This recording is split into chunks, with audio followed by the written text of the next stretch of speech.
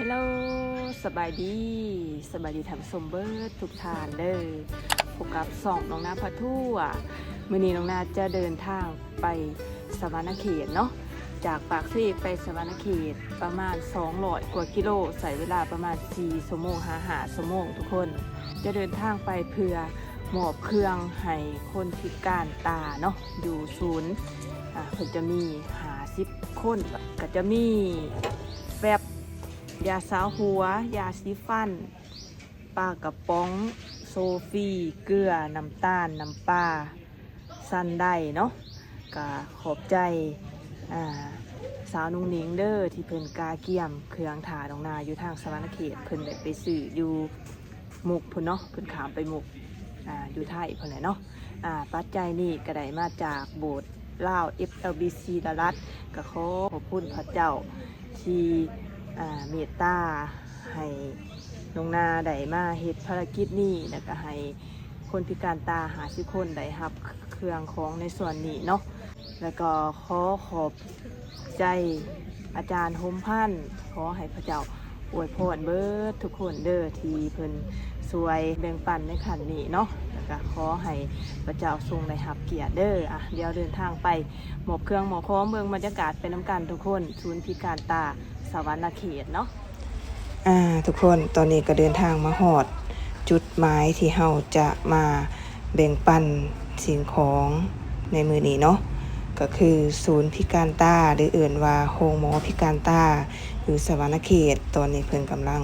กาเกี่ยมจัดโต๊ะจัดตั้งทีมงานเฮากะขนเครื่องลงเนาะเดี๋ยวมาเบิ่งพิธีมอบเครื่องในครั้งนี้นำกันทุกคนเฮาให้แต่ละคนเลยออกมาเลยเขาจะหายเป็นผุดทงเอาเนาะ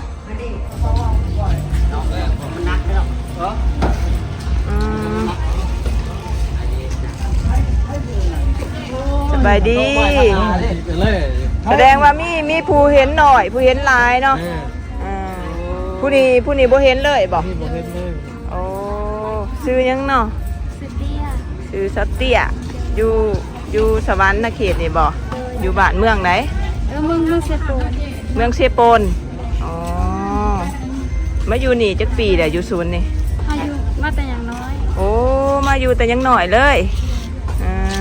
แต่อายุ8 ปีแต่อายุ8 ปีอยู่นี่เพิ่นนวดเนาะเห็นบ่โดยทุกคนจะมีผู้บอดหน่อยบอดหลาย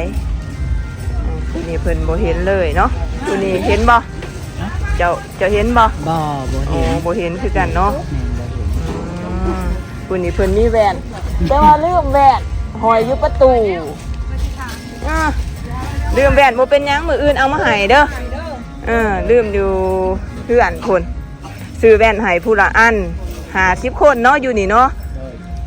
50คนทุกคนอยู่นี่นี่เอื่อยเด้เห็นบ่เห็นน้อยนึงผู้นี้เห็นน้อยนึงทุกคนเป็นแต่จักปีละเอื่อยเป็นแต่น้อยเลยเห็นน้อยนึงยังดีสิเห็นน้อยนึงเนาะ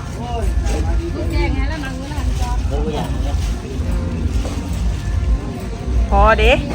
บายดีพอบายดีซื้อยังเนาะโอ้ยซื้อแจ้งซื้อแจ้งซื้อพอแจ้งพอเห็นบ่บ่เห็นเลยเนาะ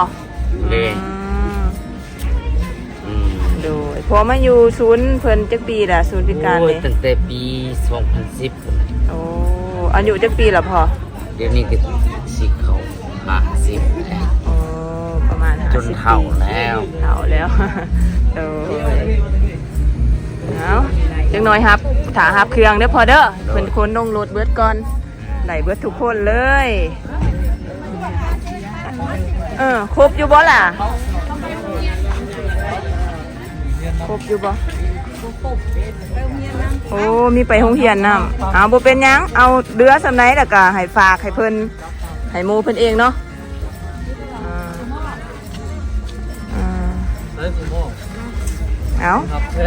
เอาให้พี่ตูนเพิ่นมอบแต่ละคนเลยนุ้งนิ้งไปอันนี้เขาเป็นตัวแทนจากโบสถ์ FLBC ละลัดอยู่ทางต่างประเทศเด้อ ขน้อยซื้อน้องหน้า วันนี้เป็นทางคณะโบอยู่แต่เขานี่มาหับแทนคณะ อ๋อโดย แล้วมา อันนี้อายเพิ่นเป็นตัวแทนข้างทีมพิการตาเนาะเนาะ เจ้า นำอาชีพเนาะ ข้าพเจ้าเป็นชื่อเซนเซกัญญาเนาะอดีตห้องประธานสมาคมผู้พิการตาวันนี้ประธานไปอยู่เนาะแต่ก็เลยข้าพเจ้ามาหับแทนทางคณะสมาคมห้องต่างหน้าให้ครับสมาชิกทุกภาคส่วนของสมาคมผู้พิการตาเขารวมทั้งนักเรียนที่เราได้มาหับเนาะวันนี้ก็ขอขอบคุณใจทั้ง โบสถ์เล่า FLBC โบลาว SL ยังก่อนก็ BC ลาลัด BC ลาลัดเนาะที่ว่าเพื่อ มาให้น้องหน้า ที่ว่า ของส่วนนี้ จะ ได้มาจากเป็นของผู้ ขอผู้ขอบใจหลายๆที่ทางงานนะครับคนพิการทุกคนก็ให้พระเจ้าอวยพรเนาะครับขอบใจหลายๆ ขอบคุณพระเจ้าจังไว้ โด พรเด้อ เอเมนเอเมนเอเมนโอ้ซื้อแม่ยังโอ้สัมพ่อพระเจ้าได้นำทางมาเนาะเอาแม่โดยเอา ขอบคุณพระเจ้าเด้อพระเจ้าโดยเนาะทุกสิ่งอย่างมาจากอำนาจของพระเจ้า โดย ก็เฮาเห็นได้บ่ได้เนาะ แม่ เป็นยิ่งใหญ่ เอเมน อาเมนเจ้าอวยพร โดยขอพระเจ้าเลยครับเกียรติเนาะทุกคนเนาะเอเมนเอาเขาสิเริ่มให้เอาแบบนี้เลยบ่ เดิมแบบนี้เลยเอาไหม โอเคเจ้าอวยพรเด้อ เอเมน ยาวมากยาวเยอะมาก ใหญ่เรื่องนี้ ขอพระเจ้าเลยครับเกียรติไปเลย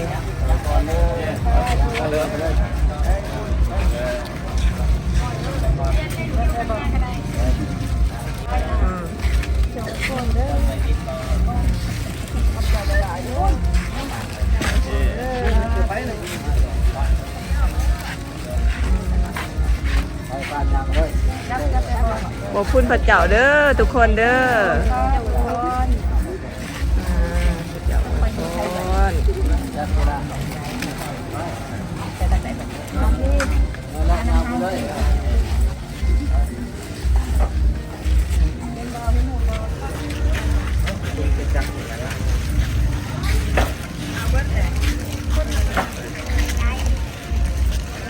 อันนี้ผู้นั่งในเตียงผู้หนึงค่ะ